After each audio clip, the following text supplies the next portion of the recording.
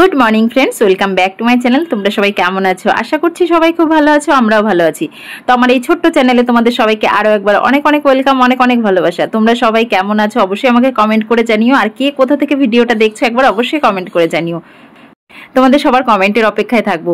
তো দেখো, সকালবেলা ঘুম থেকে উঠে আজকে তেমন বাসি কাজকর্ম কিছুই নেই, কারণ মা সমস্ত কিছু কমপ্লিট করে ফেলেছে। আমি ঘুম থেকে ওঠার আগেই যে মায়ের কাজটাও যে আমি শ্যুট করব সেটাও হয়নি, কারণ আমি ঘুম থেকে উঠতেই পারিনি অত তাড়াতাড়ি। তো যার জন্য দেখো আমি ঘুম থেকে উঠে রান্নাঘরটা পরিষ্কার করেই সব খাবার বানাতে শুরু করে দিয়েছি। যেহেতু পিহুর স্কুল আছে প্রত্যেক দিনের মতো, মানে ডেলি রুটিন তোমরা তো সবাই জেনেই গেছো। তো পিহুর জন্য খাবার তৈরি করব, সেই সাথে আমাদের সবার জন্য হয়ে যাবে, কারণ বারবার করে আলাদা করে কি বানাবো, একই রকম খাবার বানিয়ে দেবো। আজকে ভাবছি একটুখানি রুটি আর আলু ভাজা করব। তো পিহুকে রুটি আলু ভাজা টিফিনে দিয়ে দিলে খেয়ে নেয়, দেখছি এর আগে একদিন দুদিন দিয়েছিলাম খেয়েছে। তো ভাবলাম তাহলে আজকে ওকেও দিয়ে দেবো আর আমাদেরও হয়ে যাবে খাওয়া, মানে সকালবেলার ব্রেকফাস্ট আর আলাদা করে বানাতে হবে না। তো যার জন্য দেখো আলুগুলোকে ভালো করে কেটে নিচ্ছি। আর আমার না ছুরি দিয়ে ছুলুনি দিয়ে মানে এই সব দিয়ে কাজ করতে বেশি ভালো লাগে না। আমার একদম আরাম করে বসে বটি দিয়ে সবজি কাটতে ভালো লাগে বেশি। কিন্তু না, এখানে এক তো রান্নাঘরটা এতটাই ছোট যে এখানে বসার জায়গা নেই, আর তারপরে হচ্ছে তোমরা মানে বটি নিয়ে বসলে পরে তোজো তাড়াতাড়ি চলে আসে না বটির কাছে, তার জন্য ভয়ে এখন সেই কাজটা করতেও পারি না। যার জন্য এই কয়েকটা মাস ধরে বটি আমি ইউজ করা ছেড়েই দিয়েছি বললেই চলে। মানে দুর্গাপুর থেকে এখানে আসার পর বটি ইউজই করিনি, সেইভাবেই পড়ে আছে।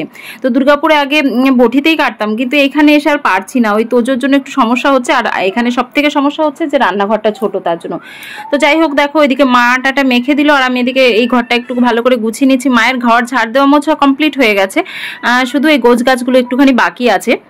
তো সেই কাজগুলোকে আমি কমপ্লিট করে নিলাম, মানে আলু ভাজা চাপিয়ে দিয়ে এগুলো কমপ্লিট করলাম। যে আলাদা করে সময় দিচ্ছি তা কিন্তু নয়, আমি ওই রান্নাটা চাপিয়ে দিয়ে সে টুকটাক কাজকর্ম করে নেওয়ার চেষ্টা করি, সবসময় চেষ্টা করি। কোনো কোনো সময় হয় যে হ্যাঁ সমস্ত কিছু গুছিয়ে নিয়ে তারপর রান্না করি।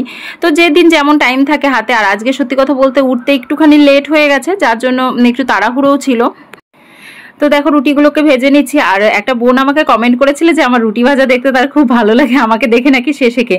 একটা সময় ছিল জানো তো, আমি রুটি একদমই ভাজতে পারতাম না। মানে আমি রুটি ভাজাটা যদিও বিয়ের আগেই শিখেছি, বিয়ের পরে মানে রুটি ভাজাটা আরো বেশি ভালো হয়েছে, রুটি ভাজতে ভাজতে আর কি অভ্যেস হয়েছে। তো আমি রুটি গোলই করতে জানতাম না। তো আমাদের বাড়িতে একটা কাকা, মানে পাশের বাড়ির একটা কাকা, তো উনি আমাকে রুটি গোল করা শিখিয়েছিল। সরি, কথা বেঁধে যাচ্ছে। মানে কিভাবে গোল করতে হয়, হাতের মধ্যে বেলনটা যাতে ভালো করে যদি ঘোরে তাহলে রুটিটা গোল হবে, তো এইভাবে শিখিয়েছিল। তো সেইভাবেই শিখেছিলাম। তো এখন মোটামুটি হয়, খুব যে ভালো রুটি বানাতে পারি তা কিন্তু নয়। তো এখানে দেখো গ্যাসে রুটি বানাতে বানাতে একটা অভ্যেস হয়ে গেছে, তো গ্যাসে ভালো বানাতে পারি। শ্বশুরবাড়ি গিয়ে যদি আমি কাঠের উনুনে রুটি বানাতে যাই না, তো অতটা ভালো হয় না শুরুতে। হ্যাঁ, কিছুদিন যদি কন্টিনিউ কাজ করি, তারপর কন্টিনিউ করার পরে তখন একটুখানি হয়। ওই হয় না, মানে এক জায়গায় কাজ করতে করতে একটা অভ্যেস হয়ে যায়, তো অন্য জায়গায় গিয়ে কাজ করতে একটুখানি আনকমফোর্টেবল ফিল হয়। তো আমার সাথেও এটা হয়। ওই শ্বশুরবাড়িতে ওই রান্নাঘরেই কিন্তু একটা সময় আমি বছর, মানে 1-1.5 বছর আমি কন্টিনিউ রান্না করেছি, তখন কিন্তু সবকিছুই ঠিকঠাক হতো। তো এখন এই হঠাৎ করে যখন বাড়িতে যাই, ওই রান্নাঘরেই আবার কাজ করতে একটু অসুবিধা হয়। তো এদিকে দেখো তোমাদের সাথে কথা বলতে বলতে আমি পিহুর টিফিন প্যাক করে পিহুকে স্কুলে দিয়ে তারপর চলে এসেছি বাড়িতে এসে তারপর পুজো দিচ্ছি। কারণ ওই যে বললাম আজকে উঠতে একটু লেট হয়ে গেছে, মানে সকালবেলা সমস্ত কাজকর্ম সেরে পুজো দেওয়ার সময়টা হয়নি। আর যেহেতু আজকে সোমবার, তো পুজো দিতে একটুখানি টাইম বেশি লাগবে। যার জন্য ভাবলাম যে পিহুকে আগে স্কুলে ছেড়ে দিয়ে আসি, তারপরে এসে পুজো দেবো। তো পিহুকে স্কুলে ছেড়ে দিয়ে এসে পুজোর বাসনপত্র সমস্ত কিছু ধুয়ে মেজে নিয়ে এসে পুজো দিচ্ছি। টাইগার গেমিং অ্যাকাউন্ট থেকে একটা দিদিভাই আমাকে কমেন্ট করেছো যে শুভ নববর্ষ বোন, তোমাদের সবাইকে শুভ নববর্ষের অনেক অনেক শুভেচ্ছা আমার বাড়ি হলদিয়াতে। তো থ্যাংক ইউ সো মাচ দিদিভাই, তোমাকেও শুভ নববর্ষের অনেক অনেক শুভেচ্ছা। তোমাদের সবাইকেই শুভ নববর্ষের অনেক অনেক শুভেচ্ছা। তোমাদের সারাটা বছর অনেক অনেক ভালো কাটুক, ঠাকুরের কাছে এই প্রার্থনাই করি। সবিরন সাথী অ্যাকাউন্ট থেকে আমাকে কমেন্ট করেছো যে দিদি ভাই তোমাদের বাড়ি কোথায়। তো আমাদের বাড়ি হচ্ছে মুর্শিদাবাদ ডিস্ট্রিক্টে। তো পলাশী নাম শুনেছো কিনা, সেখানে আমাদের বাড়ি। ইতিহাসের পাতায় অবশ্যই পলাশী যুদ্ধ নাম শুনে থাকবে। তো সেই পলাশী যুদ্ধ যেখানে হয়েছিল তার কিছুটা, মানে ওখান থেকে কিছুটা দূরে আমাদের বাড়ি। তোমাদের বুঝতে সুবিধা হয় বলে পলাশী যুদ্ধ নামটা আমি নিলাম, কারণ যেহেতু সবাই কিন্তু পলাশী যুদ্ধটা জানে, তো যার জন্য আমাদের ঠিকানাটা সেভাবে বললে পরে তোমাদের বুঝতে সুবিধা হয়। তো যাই হোক, এদিকে পুজো দেওয়া কমপ্লিট করে এদিকে বেডশিটটা চেঞ্জ করে নিচ্ছি, কারণ 3-4 দিন হয়ে গেল আর এত গরম পড়েছে না, বেডশিটটা 1-2 দিনের মধ্যেই চেঞ্জ করতে ইচ্ছে করে। মানে গরমে একটা বেডশিট 2-3 দিন পেতে রাখলে আর ভালো লাগে না তার মধ্যে ঘুমোতে। তার জন্য বেডশিটটা চেঞ্জ করে নিলাম। তারপরে রান্না করব, টুকটাক অল্প কিছুই রান্না করব, আর তারপরে যাব হচ্ছে ডক্টর দেখাতে।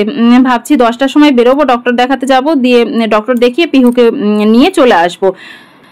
পৌলমী ঘোষ আমাকে কমেন্ট করেছো, দিদি ভাই তোজো পার্কে খেলতে খুব ভালোবাসে, তাই না? তো হ্যাঁ, ও না খেলতে খুবই ভালোবাসে। ওকে যদি সারাদিন আমি বাইরে সবার সঙ্গে রাখি তো বাইরে থাকতেই ভালোবাসে। ঘরের মধ্যে আসলে এখন ওই পিহুর সাথে সাথে একটু অভ্যেস হয়ে গেছে, টিভি দেখতে চায় একটু, আর বাইরে থাকলে খুব খেলতে পছন্দ করে। শম্পা লাইফস্টাইল অ্যাকাউন্ট থেকে আমাকে কমেন্ট করেছে যে আমাদের মতো যাযাবরদের কোনো অনুষ্ঠানের আশা করতে নেই, আশা করলেও তো পাবো না কোনো না কোনো সমস্যার কারণে।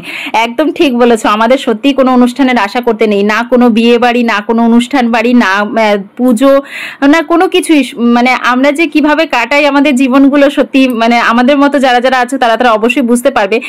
মানে আমরা কোনো অনুষ্ঠান কোনোদিনও অ্যাটেন্ড করতে পারি না ঠিকঠাক করে। কোনো অনুষ্ঠানও যদি অ্যাটেন্ড করতে হয় আমাদের 1 বছর আগে থেকে জানতে হবে, মানে কিছু না হলে 6 মাস আগে থেকে জানতে হবে যে এই অনুষ্ঠানটা আছে, এই অনুষ্ঠানটা আমাদের অ্যাটেন্ড করতে হবে। তো সেই হিসেবে আমাদের ছুটির প্ল্যানিং করতে হবে, তবে গিয়ে যদি আমরা সেই অনুষ্ঠানটা অ্যাটেন্ড করতে পারি। তো এই হচ্ছে আমাদের পরিস্থিতি, আমাদের লাইফটা এইরকমই। তো ওইদিকে একপাশে রান্না চাপিয়ে দিয়েছি, আর সকালের আটা মাখা ছিল, তো ভাবলাম আমি তো সকালে খাইনি কারণ পুজো দিয়ে গেছিলাম না, ওর জন্য না খেয়ে চলে গেছিলাম। তো এখন ভাবছি একটুখানি পরোটা বানিয়ে খাই, আর চিনি দিয়ে পরোটাটা একজনের কাছে শুনেছি, তো আজকে আমি ফার্স্ট টাইম ট্রাই করছি যে দেখি কেমন লাগে। যদি ভালো লাগে খেতে তাহলে মাঝে মধ্যে পিহু তোজোকে বানিয়ে দেবো, তার জন্যই আমার ট্রাই করা। আর আমি না ওদের কোনো কিছু খেতে দেওয়ার আগে নিজে মানে চেক করি, নিজে খেয়ে দেখে নিই যে সেটা ভালো লাগছে না খারাপ লাগছে। আমার যদি ভালো লাগে তবেই ওদের আমি খেতে দিই, কারণ আমি এটুকু বুঝি যে যদি আমার ভালো না লাগে না ওদেরও ভালো লাগবে না, যার জন্য এটা আমি সবসময় করি। তোমরা মায়েরা এরকম কেউ করো কিনা আমাকে অবশ্যই জানিও। দোয়েলবুড়ি অ্যাকাউন্ট থেকে কমেন্ট করেছো, দিদিভাই তুমি খুব তাড়াতাড়ি সাকসেস পাবে। তো থ্যাংক ইউ সো মাচ, তোমাকে অনেক অনেক ধন্যবাদ, অনেক অনেক ভালোবাসা। তোমরা এভাবেই আমার পাশে থেকো, তোমরা পাশে থাকলে অবশ্যই আমি এগিয়ে যেতে পারবো। বাড়িতে মোটামুটি কাজকর্ম সেরে দিয়ে এসে বেরোলাম। এখন যাব হচ্ছে হসপিটালে। সেদিন গেছিলাম হসপিটালে, আমার ডক্টর দেখানো বাকি ছিল। তো আমার থাইরয়েডের ওষুধ পুরো শেষ, আজকে পুরো লাস্ট ডোজ ছিল। তো ওষুধ তো নিতেই হবে, ওর জন্য ভাবলাম যে আজকেই ডক্টরটা দেখিয়ে নিই। আর আজকে ডক্টর থাকবে 11টা থেকে, আর পিহুর ছুটি হচ্ছে 11:30। তার জন্য একটু আগে আগে বেরোলাম, যদি গিয়ে মানে প্রথমেই ডক্টরটা দেখিয়ে নিতে পারি তাহলে অসুবিধা হবে না। তো চলো যাই, দেখি কত দূর ভিড় হয়েছে, কেমন হয়েছে। তো তাড়াতাড়ি করে ডক্টর দেখিয়ে পিহুকে নিয়ে তারপরে বাড়ি ফিরবো। আর এত রোদ উঠেছে কি বলবো। আর আমাদের এই রাস্তাটা একটু ছায়া ছায়া আছে, পাশ দিয়ে গাছ আছে, বাকি মেন রোডে উঠলে পরে প্রচুর রোদ। তো চলো সঙ্গে থেকো তোমরা। দেখো এই রাস্তাটা কি সুন্দর ছায়া, আর ওই দিকটা পুরো রোদ। তো এই রাস্তাটার জন্য আমার খুব ভালো লাগে। আর দেখো আমাদের এই দিকটা, এই জায়গাটা খুব ভালো লাগে, কারণ এখানটা একটা নালা করা আছে জলের, তো চারি সাইড বাঁধানো আছে। আর এখানটা দেখো বসার জন্য জায়গা করে দিয়েছে, আর ওইখানটা সিঁড়ি। তো খুব ভালো লাগে এই জায়গাটা বিকেলবেলা এসে বসতে। আর এই তো পার্ক, এটা তো তোমরা সব সময় দেখো। আর এই দিকটাও কিছু কোয়ার্টার আছে, আর এইখানে এই নালার উপরে আবার একটা ছোট্ট ব্রিজ করা আছে, যার জন্য এই জায়গাটা আমার খুব প্রিয়। দেখো কি সুন্দর লাগছে দেখতে ব্রিজটা, আমার তো খুব ভালো লাগে। তোমাদের কেমন লাগলো আমাদের এখানকার ইউনিটটা অবশ্যই তোমরা কমেন্ট করে জানিও। কি সুন্দর নালাটা, যদি মানে এরকম হতো, নদীর সাথে অ্যাটাচ আছে কিন্তু সবসময় তো জল আসে না, নোংরা জলটাই বেশি থাকে। তো এটা যদি একদম ভালো পরিষ্কার জল হতো আর একদম ভরা ভরা জল থাকতো তাহলে খুব ভালো লাগতো। তো চলে এসেছি হসপিটালে, আর টোকেন নেওয়া হয়ে গেছে, 6 নম্বরে নাম পড়েছে। তো আরেকটু আগে আসতে পারলে আরেকটু ভালো হতো, একটু লেটই হয়ে গেল। মানে আমাকে মোটামুটি আরো 1 ঘন্টা আগে এসে যদি বসে থাকতাম তাহলে হয়তো 1 নম্বরে নাম হতো। মানে সবাই এসে আগে থেকে বসেছিল। অনেকক্ষণ বসে রইলাম, ডক্টর আসতে লেট করেছে, ওর জন্য ডক্টর দেখানো হলো না। পিহুকে আনতে যেতে হবে, পিহুরা আনতে যাওয়ারও টাইম হয়ে গেছে। তো চলো দেখি পিহুকে নিয়ে এসে তারপরে আসবো ভাবছি, কারণ ওষুধ তো নিতেই হবে। তো চলো যাই। মুসলি কমেন্ট করেছো যে আপু তোজসোনার খেয়াল রেখো, ওকে যত্ন করো, দেখো তাড়াতাড়ি খুব তাড়াতাড়ি ভালো হয়ে যাবে। তো থ্যাংক ইউ সো মাচ, তোমরা এত ভালো ভালো কমেন্ট করছো, এত পজিটিভ কমেন্ট করছো। তো ওকে যত্ন করছি, ওর মোটামুটি ওর ঘাটা অনেকটাই শুকিয়ে গেছে, আর অল্প কিছুদিন টাইম লাগবে, যেহেতু ঠোঁটের ঘা তো ওর জন্যই টাইমটা একটু বেশি লাগছে। তো এদিকে দেখো পিহুকে স্কুল থেকে নিয়ে চলে এসেছি হসপিটালে। মানে বাচ্চাদের নিয়ে না আমার হসপিটালে আসতে একদম ভালো লাগে না, কিন্তু ওই যে বাধ্যতামূলক আজকে আসতেই হলো, কারণ পিহুকে আবার বাড়িতে রেখে আসতে গেলে হয়তো ডক্টর পাবো না, ডক্টর বেরিয়ে যাবে, যার জন্য এখানে আসতে হলো। ফিরোজ কবির অ্যাকাউন্ট থেকে একটা বোন কমেন্ট করেছো, আপু কেমন আছো, তোজো বাবা কেমন আছে। আপু আমি গ্রামের বাড়িতে এসেছি তাই ভিডিও দেখতে পাচ্ছি না।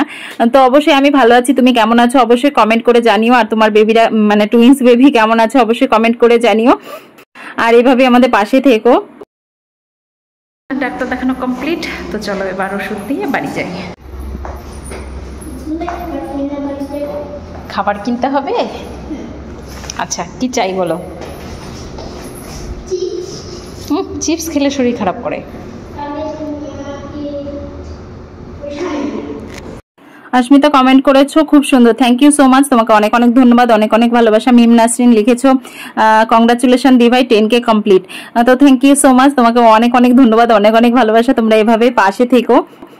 পপি বিশ্বাস অ্যাকাউন্ট থেকে একটা দিদিভাই কমেন্ট করেছো, তুমি বোন খুব সুন্দর, এভাবে মানুষের ভালোবাসা নিয়ে এগিয়ে যাও, সোনাদের খেয়াল রেখো, সুস্থ থেকো, ভালো থেকো। তো থ্যাংক ইউ সো মাচ দিদিভাই, তোমাকে অনেক অনেক ধন্যবাদ, অনেক অনেক ভালোবাসা।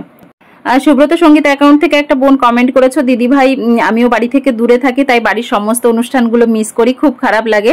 দিদি ভাই তুমি কতদিন ধরে ভিডিও করছো, তোজোর জন্য অনেক অনেক ভালোবাসা ফ্রম বাংলাদেশ।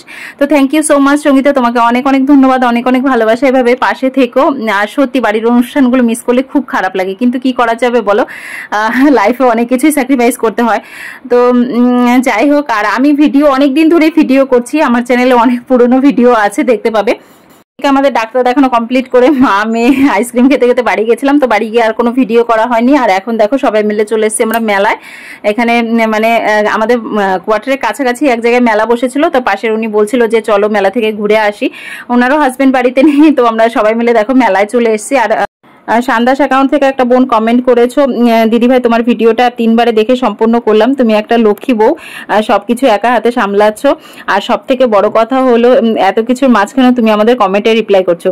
তো থ্যাংক ইউ সো মাচ, তোমাকে অনেক অনেক ধন্যবাদ, অনেক অনেক ভালোবাসা। তোমরা পাশে থাকলে আমি মানে শত কাজের মধ্যেও তোমাদের কমেন্টে রিপ্লাই করার চেষ্টা করব। হ্যাঁ, যখন একটুখানি মন খারাপ হয়, যেমন তোমাদের দাদা ভাই মাঝখানে যখন মানে যখন চলে গেল ইলেকশন ডিউটিতে, তখন প্রচন্ড মন খারাপ ছিল, যার জন্য কয়েকটা দিন তোমাদের কমেন্টে রিপ্লাই করতে পারিনি। তারপর ধীরে ধীরে কন্টিনিউ করার চেষ্টা করছি। তো তোমরা পাশে থেকো, তোমরা পাশে থাকলে সবসময় তোমাদের কমেন্টে রিপ্লাই করতে পারবো আশা করছি, মানে এইটুকু আশা রাখছি। তো যাই হোক, তোমরা এভাবে পাশে থেকো। আর এদিকে দেখো মেলায় ঘুরে বেড়াচ্ছি আমরা, তো এখানে মানে আহান হচ্ছে খেলা করলে ওপরে উঠে, তোজো উঠতে চাইছিল, পিহু বলছে না ওগুলো নড়ছে আমি খেলবো না, পিহু একটু ভয় পায়। তো এখানে আমরা একটু কিছু কেনাকাটি করছি, কারণ তোজো পিহুকে তো পয়লা বৈশাখে কিছুই দেওয়া হয়নি, তাই ভাবলাম মানে মা বলছে যে না ওদের একটা ড্রেস দিতেই হবে, তার জন্য মাই কিনে দিল তোজো পিহুকে। তো একটা একটা করতে করতে 2টো করে ড্রেস হলো দুজনের। আমাদের ছোটবেলা থেকে পয়লা বৈশাখের আগে জামা কাপড় কেনা হয়ে যেত, পয়লা বৈশাখের দিন আমরা নতুন জামা পরতাম, কিন্তু এখানে তো পিহুর বাবা বাড়িতে নেই, আমরা কেনাকাটা কিছুই করিনি আগে। তো পয়লা বৈশাখের দিন এই মানে মেলায় গেছিলাম, তো তার জন্য ওদের জন্য কিনে আনলাম। আর মার্কেটে সেরকম পাওয়াই যায় না, আর যাও পাওয়া যায় প্রচন্ড দাম, তার জন্য আমি যাইও নি মার্কেটে কিনতে, যার জন্য দেখো মেলা থেকে নিয়ে আসলাম। তো একটা একটা করে তো 2টো ড্রেস হয়ে গেল। তো আজকে পয়লা বৈশাখ যেহেতু, তার জন্য ওদের পরিয়েও দিলাম। পিহুর বাবা বাড়িতে থাকলে অনেক আগে কেনাকাটা কমপ্লিট হয়ে যেত। তো সকালবেলা মা আর আমি বসে বসে আলোচনা করছিলাম, তো মা বলছিল হ্যাঁ আমরা কিছু নিই না নিই, কমসে কম ওদের দুজনকে নতুন জামা কাপড় দেওয়ার দরকার আছে। তো তার জন্য দেখো বিকালবেলা মেলায় গিয়ে দুজনের জন্য নিয়ে আসলাম। তো দুজনকে কেমন লাগছে অবশ্যই কমেন্ট করে জানিও। তো চলো আজকের ভিডিওটা এই পর্যন্ত শেষ করছি, তোমাদের ভিডিওটা কেমন লাগলো অবশ্যই কমেন্ট করে জানিও, ভালো লাগলে একটা লাইক শেয়ার করো, আর চ্যানেলে যদি নতুন হয়ে থাকে তাহলে চ্যানেলটা অবশ্যই সাবস্ক্রাইব করো। তোমাদের সঙ্গে দেখা হবে নেক্সট ভিডিওতে, ততক্ষণ তোমরা সবাই খুব ভালো থেকো, সুস্থ থেকো, সাবধানে থেকো।